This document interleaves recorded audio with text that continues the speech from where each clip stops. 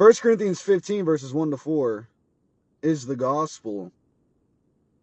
But the problem is you Christians don't believe in the death, burial, and resurrection according to the scriptures.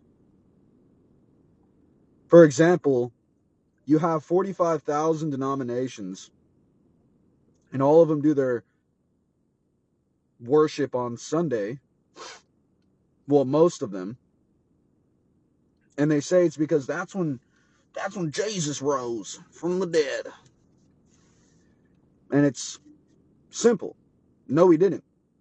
And you can see that in Matthew 28. As it began to dawn into Sunday, at the end of the Sabbath day, he was already gone. And Mary got rebuked. Why are you here? You're late. He already rose on the Sabbath day. He didn't rise on Sunday. So immediately, all of these Christians are not saved because they do not believe in the death, burial, and resurrection according to scriptures. You know, what about that scripture in your Old Testament that tells you he was cut off in the middle of the week and he's going to rise in 3 days and 3 nights, and he's going to end the sacrificial law, and he's going to refresh the Holy Covenant? It's right there in Daniel 9, verse 27. He's cut off in the middle of the week. He's going to confirm covenant with many. That covenant's the Holy Covenant, that Luke chapter 172 covenant.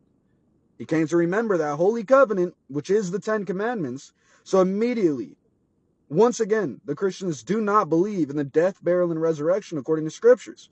It's absolutely disgusting. And then they'll go and say that 1 Corinthians 15 is the gospel. Well, it is if you know what the scriptures say and not just come up with your own vain imagination. What about Paul? You can break down those verses and just pick apart the entire Christian church and just absolutely demolish them.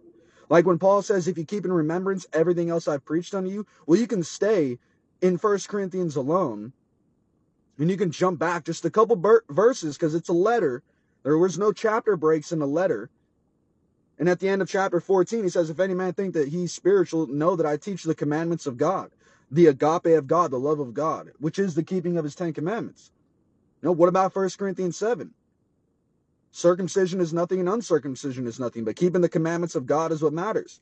How did that go over everybody's head? What about 1 Corinthians 10, where he tells you that that rock at Horeb is Yeshua, and that's where Israel agreed to the Holy Covenant, and everything that happened in that first Exodus, you know, their idolatry, their covetousness, their disobedience, has everything to do with what's going on today. You know, all those were examples for us of what not to do, yet the entire Christian church is filled with all of these things.